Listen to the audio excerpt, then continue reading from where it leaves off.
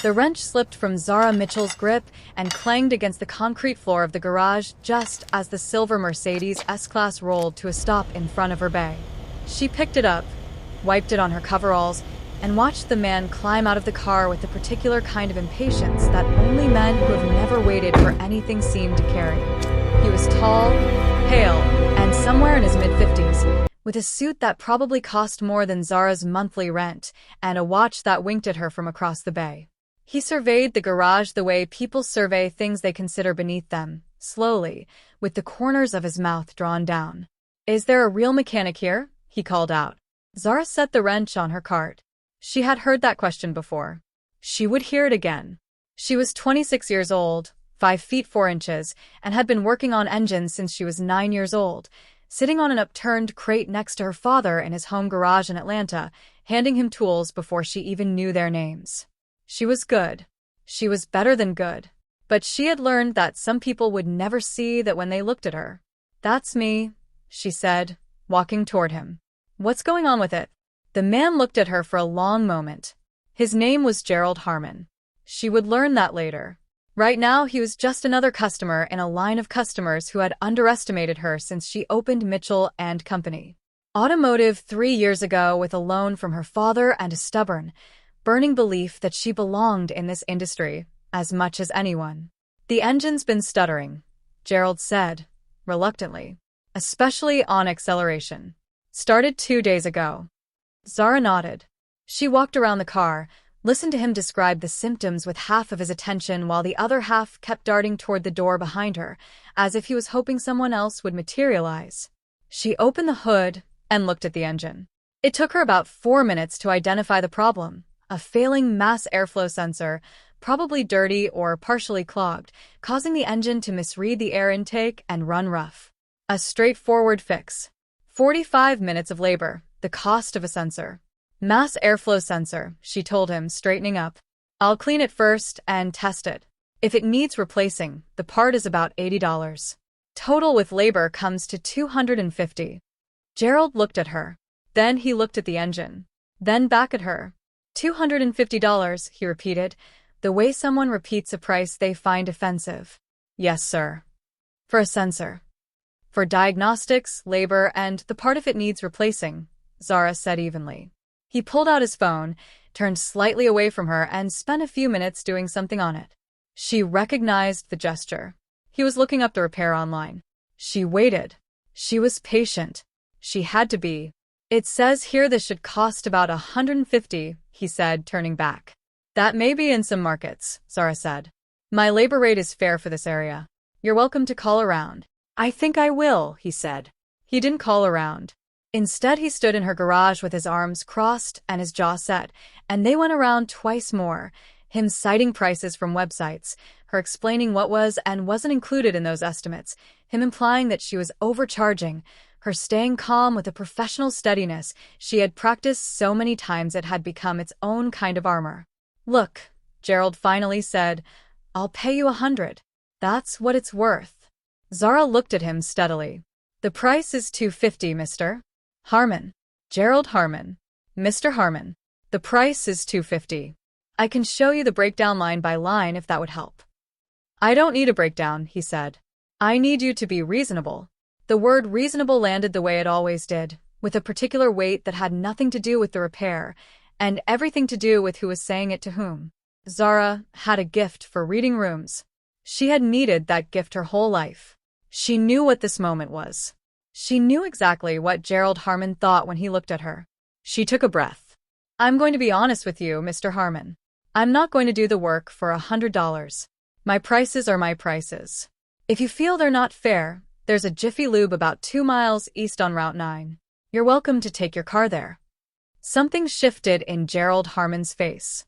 It was the particular expression of a man who was used to getting his way and had just discovered he wasn't going to get it today. His jaw tightened.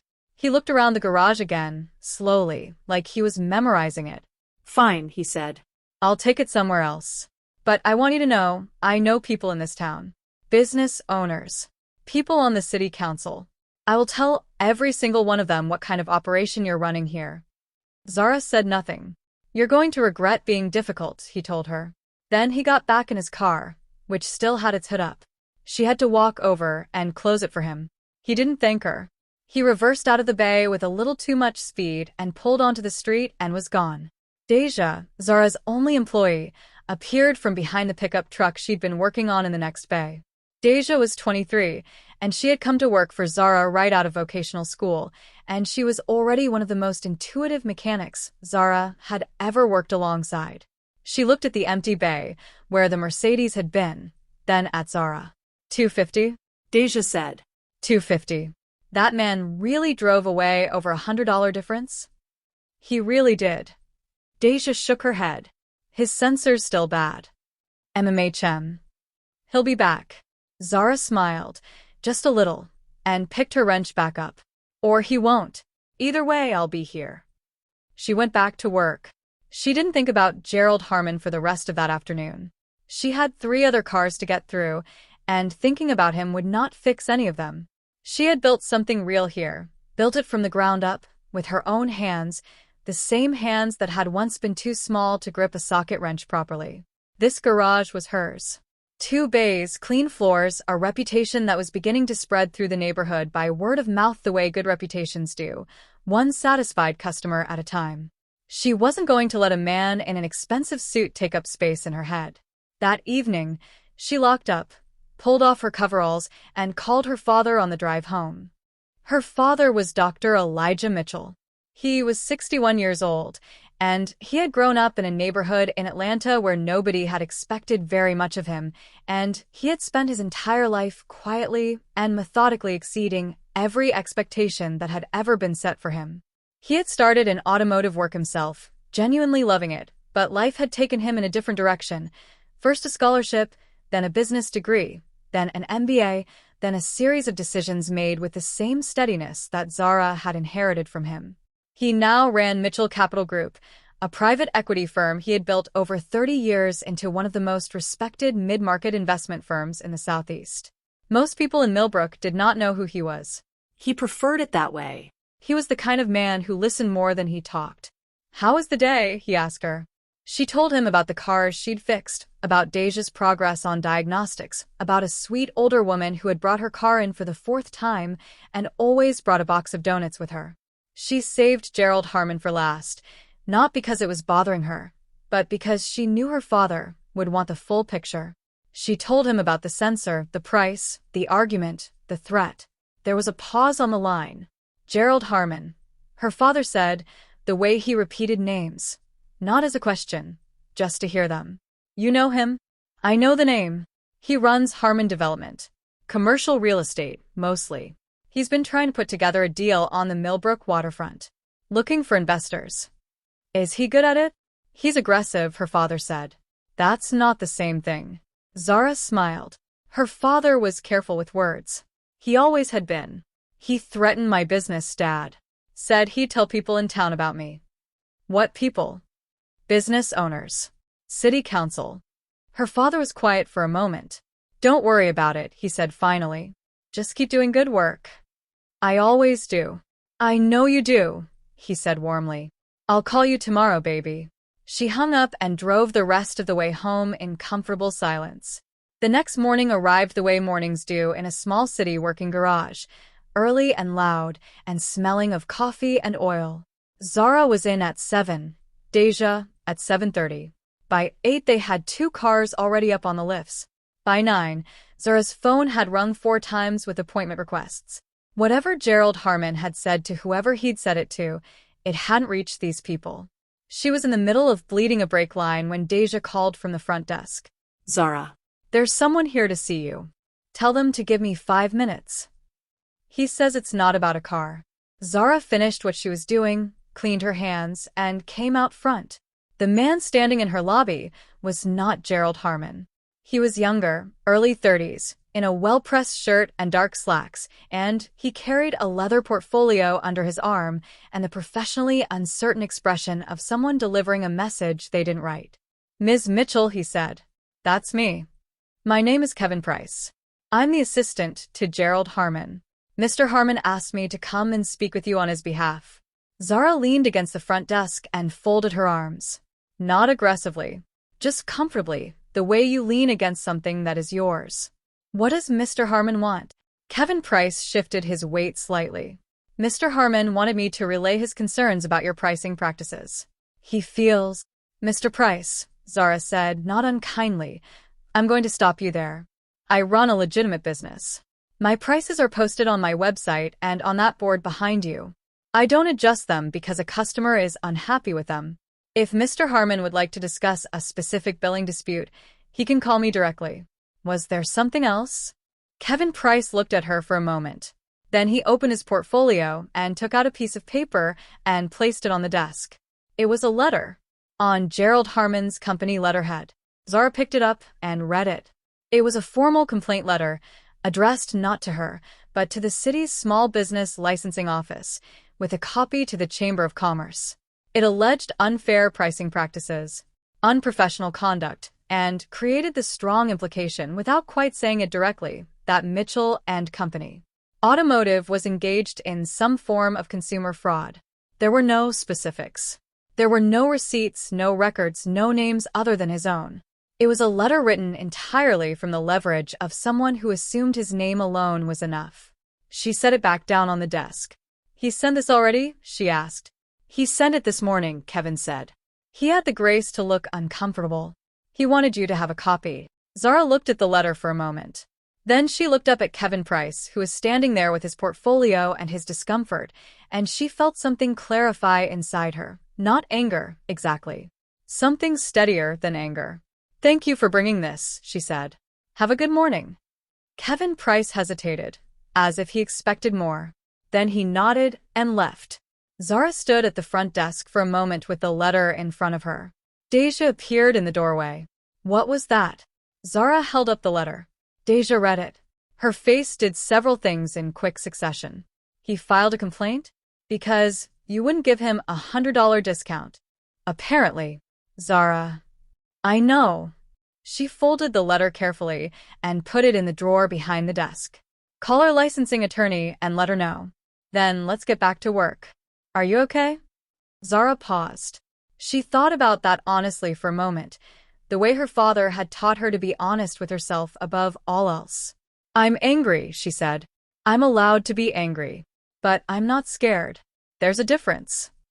Deja nodded slowly. Now come on, Zara said. Bay 2 still has a transmission to look at. She called her father on her lunch break. She sat in a small office behind the front desk, the door closed, eating a sandwich she'd packed that morning, and she read him the letter over the phone. When she finished, there was silence on the other end. Not a confused silence. Not a surprised one. It was the silence her father used when he was thinking carefully, which was the same silence he used right before he made a decision. Okay, he said. Just that, Dad. I hear you, he said. I hear all of it. How are you feeling? I'm angry, she said again. That's appropriate, he said simply. This man walked into your place of business, refused to pay a fair price, threatened you, and then filed a false complaint to a city office. You have every right to feel what you're feeling. What do I do? You keep doing what you're doing, he said. And you let me handle Mr. Harmon. There was something in his voice that Zara recognized. She had heard it a few times in her life, always at moments when someone had done something that crossed a line her father had spent a lifetime drawing quietly, without announcement. Dad, don't do anything. I'm not going to do anything dramatic, he said, and she could hear the small smile in his voice. I'm going to make some phone calls. That's all. That's what you always say. And I'm always right, he said. Finish your lunch. I love you. She hung up, ate the rest of her sandwich, and went back to work. What she did not know, what she would only learn later, in pieces, was this. Her father sat with the information for about an hour after he hung up with her. He poured himself a glass of water. He looked out the window of his office at the city spread below him. He thought about his daughter at 9 years old, sitting on that upturned crate, handing him tools. He thought about every door she'd had to push through with more force than she should have needed. He thought about the letter on city letterhead, the casual cruelty of it, the assumption behind it. Then he opened his laptop, and he began to look at Gerald Harmon very carefully. What he found was this. Gerald Harmon's company, Harmon Development, was in serious trouble. It had been for about 18 months. Several large projects had gone over budget. 2 anchor tenants had pulled out of a mixed-use development on the edge of the city. There was a significant commercial loan coming due in 6 months that Harmon, from the looks of his filings and financials, had no realistic way to refinance at current rates. He was not bankrupt, not yet, but he was in the kind of quiet, grinding financial pressure that men like him often hid behind expensive suits and aggressive behavior. He was also, Elijah Mitchell discovered with some interest, currently seeking investors for a major waterfront development project in Millbrook. The kind of project that would require somewhere between $15 and $30 million in private equity to get off the ground. The kind of project that Harmon absolutely could not do alone. Elijah sat back. Then he made 3 phone calls. The first was to his attorney. The second was to a real estate partner he had worked with for 15 years. The third was to the director of the Millbrook Chamber of Commerce, a woman named Patricia Cole who had known Elijah Mitchell for a decade and who, when he told her he had concerns about a complaint that had been filed against a local business, said she would look into it personally and immediately. He did not mention his daughter's name to Patricia Cole. He did not have to. He put the phone down and he waited. The next morning, exactly 24 hours after Zara had watched Gerald Harmon reverse out of her garage, Gerald Harmon's assistant called Zara's shop. Zara was under a car when Deja called her name. She rolled out, sat up, looked at Deja's face. Gerald Harmon's office, Deja said, holding out the phone with an expression that suggested she found this deeply satisfying. Zara took the phone. Mitchell and Company. This is Zara. Ms. Mitchell. It was Kevin Price again, but the texture of his voice was different today. Less rehearsed. More careful. Mr. Harmon would like to come and speak with you directly. If you're available this afternoon. Zara looked at her watch. I have time at 3. 3 works. Thank you. She handed the phone back to Deja and said nothing. Deja looked at her. What do you think that's about? Deja asked. I have some guesses, Zara said. She went back under the car. Gerald Harmon arrived at 3 o'clock in a different car, a black Range Rover this time. He came alone. No Kevin Price, no portfolio. He walked into the garage with the careful gait of a man who had spent the night recalibrating something. Zara was waiting for him in the front office. She had changed into clean coveralls and was sitting at her desk with a mug of coffee. She did not offer him any. Ms. Mitchell, he said. Mr. Harmon. He sat down in the chair across from her, without being invited. She let that go. I'd like to talk about yesterday, he said. I'm listening. He shifted in his seat. I may have overreacted. Zara waited. Your pricing is fair, he said, getting the words out with the particular effort of a man saying something he is not used to saying. I've had it looked at. It's market rate. I know, she said. He met her eyes briefly, then looked at the desk. I'd like to withdraw the complaint. I'd appreciate that, she said. My attorney will need written confirmation. A pause. Your attorney? Yes. He nodded slowly, a man accepting the terms of something. I can do that. There was quiet in the room for a moment. Outside, she could hear Deja's radio playing something low and steady. Gerald Harmon looked at his hands. I also owe you an apology. Zara said nothing. The way I spoke to you, he said. It wasn't appropriate. She looked at him for a long moment. There was something almost uncomfortable about it, not hostile, just honest. She was assessing him, and she didn't pretend she wasn't. No, she said finally. It wasn't. He nodded. He looked genuinely tired. Mr. Harmon, she said, why are you really here? He looked at her. Something moved across his face. Your father called me, he said. Zara didn't let anything change in her expression, though something moved through her chest, warm and deep and complicated. Did he? She said. He did. Gerald Harmon said it without elaboration, but the weight of those 2 words communicated everything. Her father had not threatened him. He had not needed to. The man in front of her had clearly understood, in the space of a phone call or a meeting or perhaps just a very pointed communication, exactly who he was dealing with. He also, Harmon continued carefully, made me an offer. Zara raised her eyebrows very slightly. He's interested in the waterfront project, Harmon said. Mitchell Capital Group. He's proposed a stake. A significant one. And how do you feel about that? Zara asked. Gerald Harmon looked at her for a long moment. There was something different in how he was looking at her now. Not warmth, exactly. More like the first stages of respect. That early. I feel, he said slowly, like I almost made a very expensive mistake. Zara picked up her coffee. You should get your car looked at, she said. That sensor isn't going to fix itself. Something flickered in his face that might, under different circumstances, have been the beginning of a smile. Can I make an appointment? Same price, she said. Same price, he agreed. She stood up, and he stood up, and they shook hands, briefly, firmly, two people who had just arrived at a new understanding of each other through a path neither of them would have chosen. He left. She watched his Range Rover pull out onto the street and disappear around the corner. Deja materialized from the next bay, with the expression of someone who has been trying very hard not to listen, and has failed completely. Did that man just apologize to you? He did. And his company is going to do business with your dad? Seems like it. Deja stared at her. How much? Zara thought about what Gerald Harmon had said.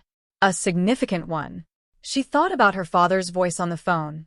That calm, certain quality it had when he had already decided something. She thought about what it meant that Mitchell Capital Group was stepping into a major waterfront development deal in Millbrook. I don't know the exact number, she said.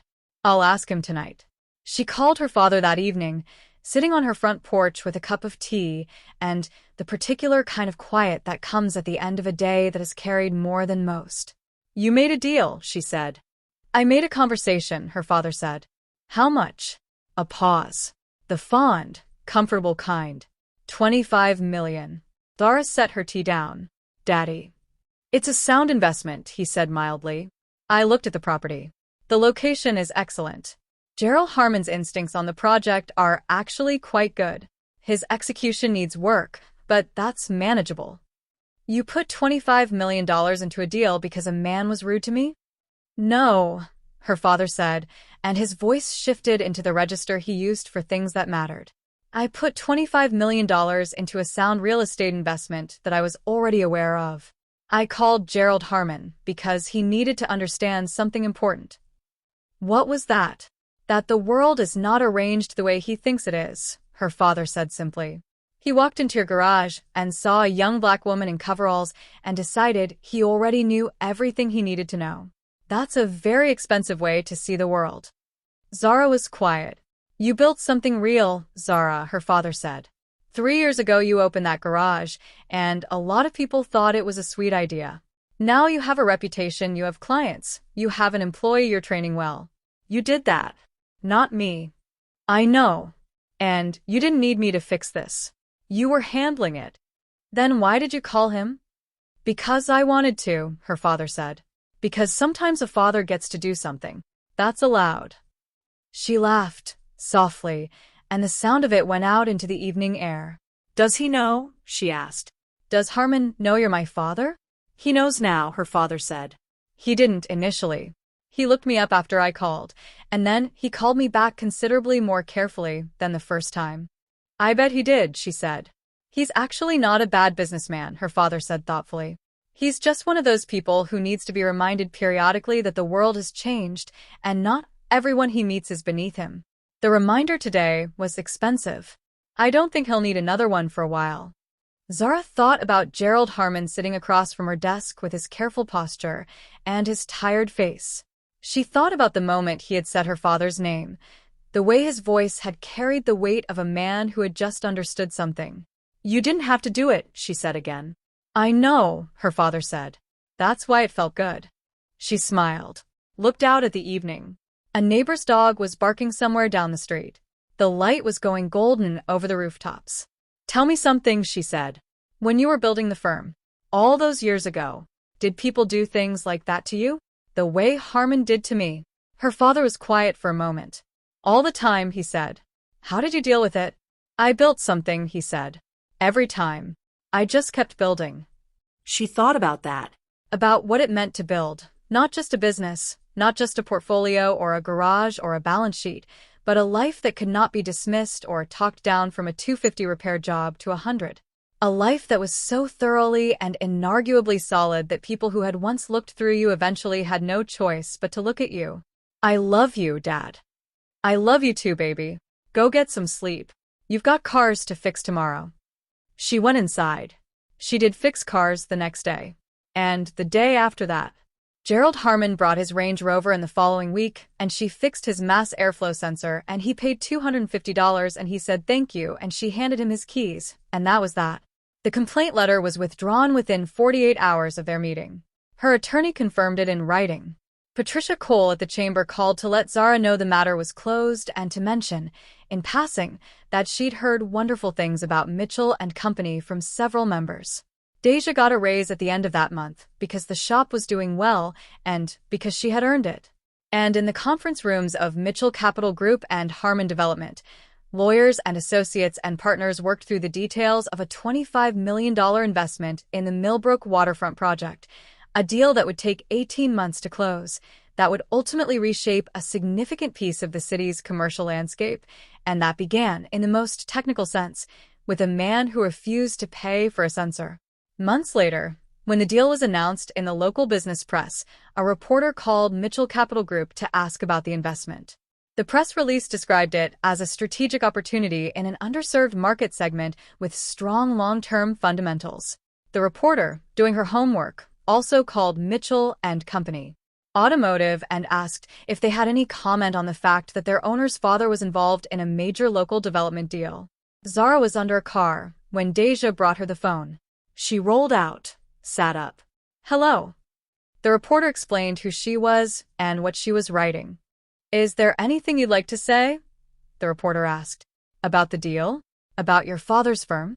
Zara thought about it for a moment. My father is a very good businessman, she said. And I'm a very good mechanic. We both do our jobs well. I don't think there's much more to say than that. The reporter paused. There's a story going around, she said carefully, that the Harmon deal has some connection to your shop. That there was an incident. There was a customer last spring who had some concerns about pricing, Zara said. We resolved it. That's all. The reporter thanked her. Zara handed the phone back to Deja and went back under the car. Deja leaned against the lift and looked at her. You're not going to tell her the real story? Deja said. Zara picked up her wrench. I just did, she said. Because that was the real story, wasn't it? Not the $25 million, though that number was staggering, though it would echo through Millbrook for years, though Gerald Harmon would become, over time, a man who was considerably more careful about which garages he drove into and which mechanics he looked past. The real story was something smaller and larger at the same time. It was a girl on an upturned crate, learning the names of tools. It was a father who built something so that his daughter would have something to stand on. It was a garage on a street in Millbrook where the floors were clean and the prices were fair, and the work was excellent, run by a woman who had decided, a long time ago, that she was not going to be talked down or looked through or told that the price she knew was right was somehow wrong. It was the moment Zara had said $250 and not moved. That was it. That was all of it. Everything else, the complaint, the phone calls, the deal, the $25 million, was just what happened when you don't move. If this story reminded you that who you are is worth standing firm for, drop a comment below and share it with someone who needs to hear it. And if you haven't subscribed yet, join us so you never miss a story like this one. Like the video too, it truly helps more than you know.